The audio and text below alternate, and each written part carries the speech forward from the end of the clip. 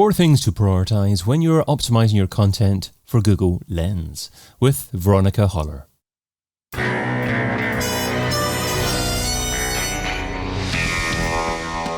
The In Search SEO Podcast is brought to you by Similarweb, helping you build better SEO strategies with digital intelligence, insights, and data.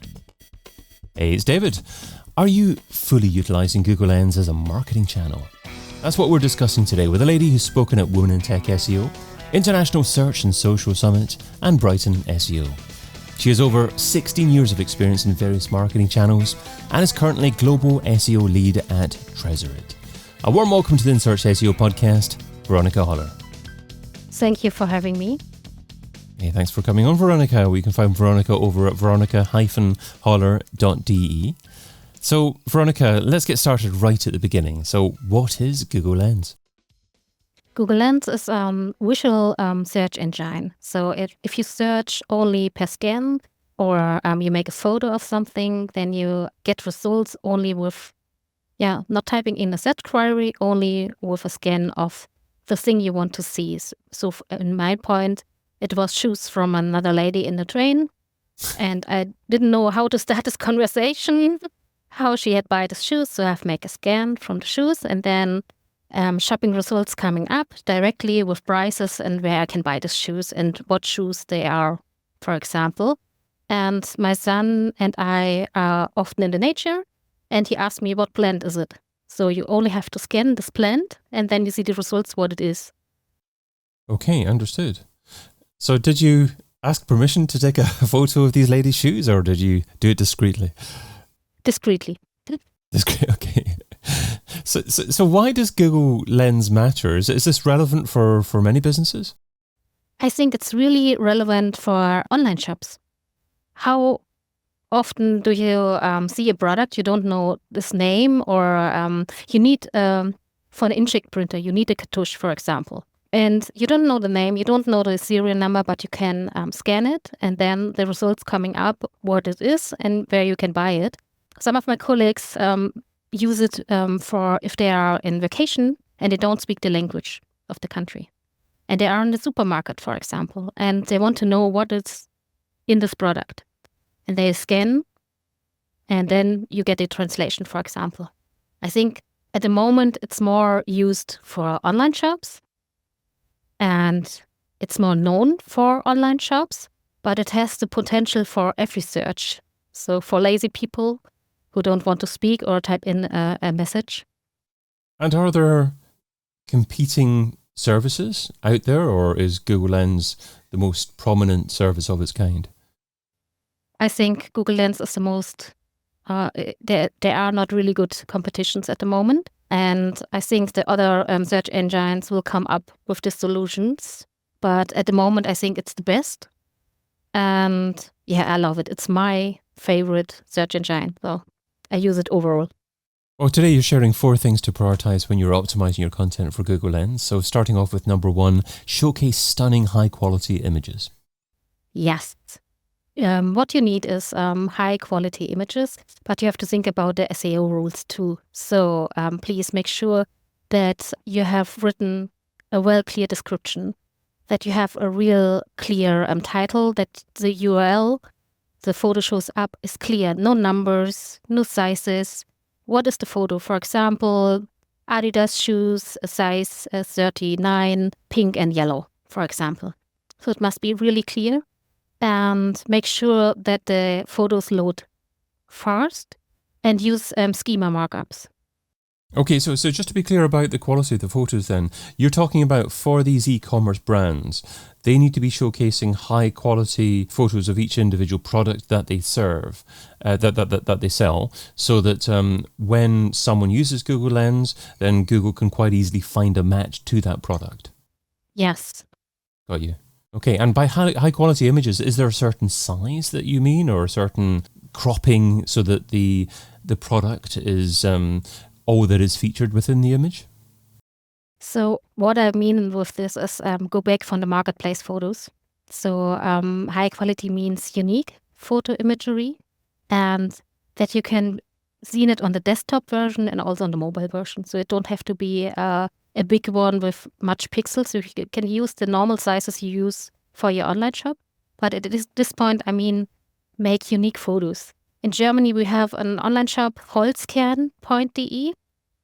And if you take a look on this online shop, you see what I mean. So he have marketplace photos, but they are not showing up mostly in Google Lens.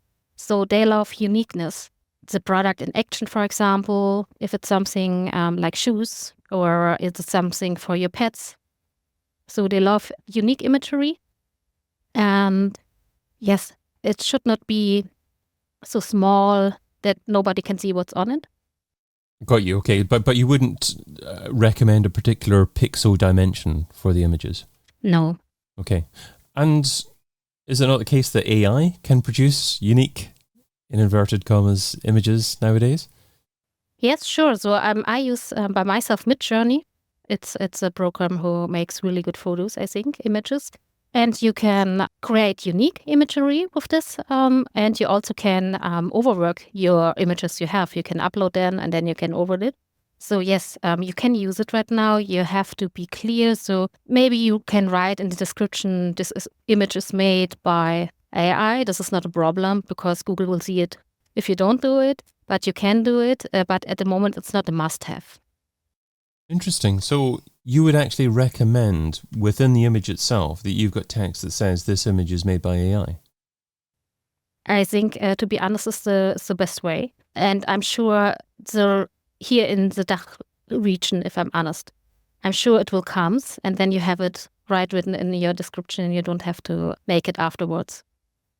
Is it not the case potentially, though, that search engines, I guess like Google Lens, could decide not to rely on the image that is obviously made by AI as heavily as an image that isn't? I'm sure they can, and I'm sure they will get it at this point.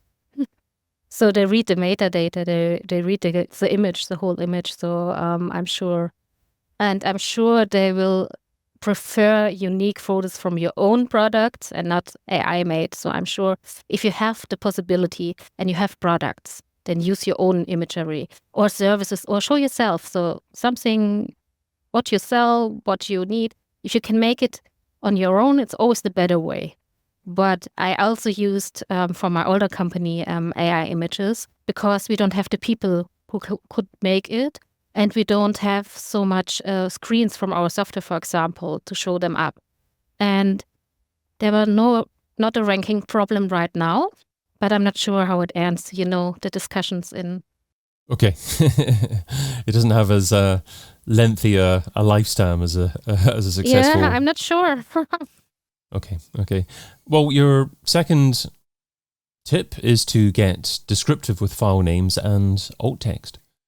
Yes, this is really important. So I know it's not a new thing. So in SEO, we know we have to do it. But at this point, it's really important to make a clear description. So you have the possibility in the alt description to go, you don't be limited on science. You make it clear that the accessibility reader can read your image and they really see what's on the image. Of course, keep your main keyword in, but don't make it on the front or so it must make sense. The sentence must have made sense. And use another title description as your alt description. So if your title tag is another one than the alt description. And make it really clear. So at this point, you can write it really well in a few sentences. Now, your third tip was utilize structured data. You did mention structured data earlier on, but we didn't go into any depth on it. So how do you utilize structured data to optimize for Google Lens? Yes, so I use it if you have a product on your, it doesn't matter what you are, then I use the product schema markup, and I also use the image alt markup. So I use both on the site. You can find it on schema.org, the most markups, and if you are familiar with AI tools, then you can say you need a schema markup for a product or an image. And then you get the code for this for your website.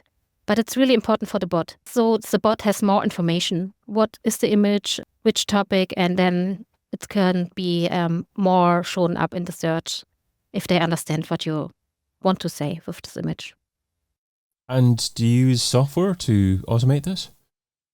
At the moment, not. But I know there are a few tools you can use if you want to automate this task. And sometimes I know you have to speak with your developers for implementing these things, but you also can use, if you make it by yourself and you're an SEO, for example, you can make it via a Google Tag Manager. But there are a lot of tools on the market. So I'm sure you will find something that matches. And your fourth element to optimize is to optimize your image sitemaps.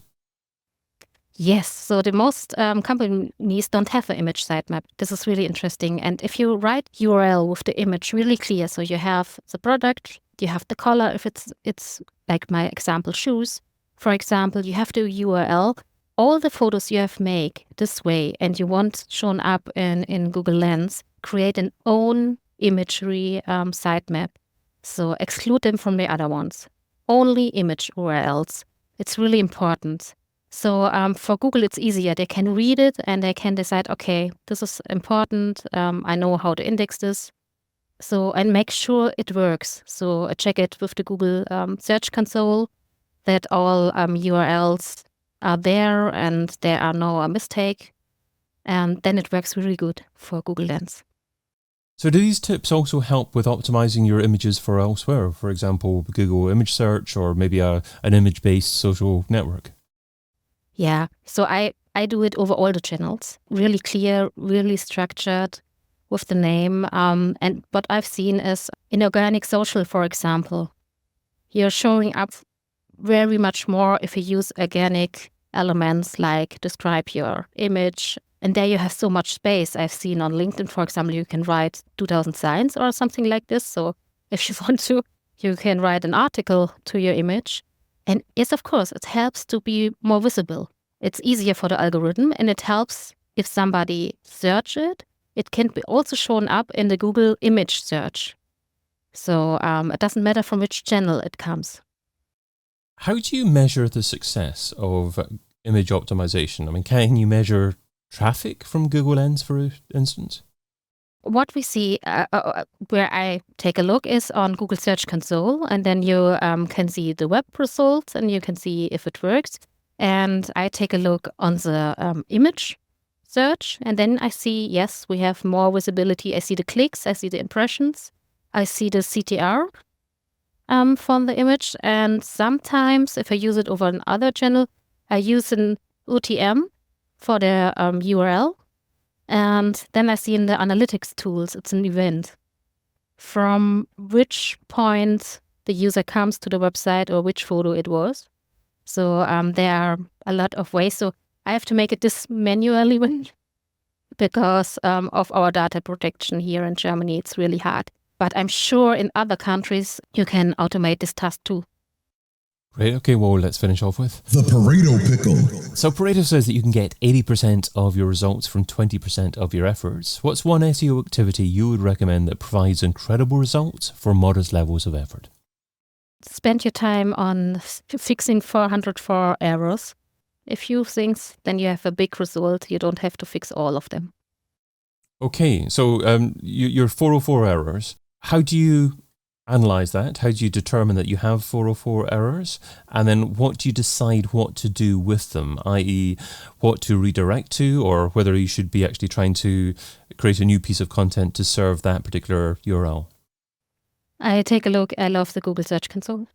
I take a look on there. So I think it's the best SEO tool for organic. And then I take a look on the URLs. Is this important? Is this not important? Sometimes... Now, sorry, how do you determine if it's important? If it's a page, a profile page, for example, or is it a video page, for example, an image page, what it's really important. Is it a product page that have to be active and it's now not active for some reasons? So this is where I make my decision. And the other ones, there are so many sometimes from old sites and from PDFs or something like this. So this is something I don't touch at the moment. Understood. Okay. But essentially you're making sure that you don't have any content that should be being served that's not being served for some reason. And then obviously if it's an old page that's been taken down, perhaps because of a web migration and people didn't want it anymore, then you'll look at things like, I guess, backlinks to the page or potential traffic to that page to decide whether or not to redirect that page and then make a decision where to redirect it to. Yeah, to be honest, if there is a site and you see it's in 404 errors since months, to be honest, you can't fix it anymore. So it's not important to make it right now. So how long should a page 404 for before you give up on it and you say, okay, that's it, we'll just leave it be? 4 weeks. 4 weeks, okay, that's good. A nice definitive answer there. I've been your host, David Bain. You can find Veronika Höller over at veronika-höller.de. Veronika, thanks so much for being on the In Search SEO podcast. Thank you for having me. And thank you for listening. Check out all the previous episodes and sign up for a free trial of the Similarweb platform over at similarweb.com.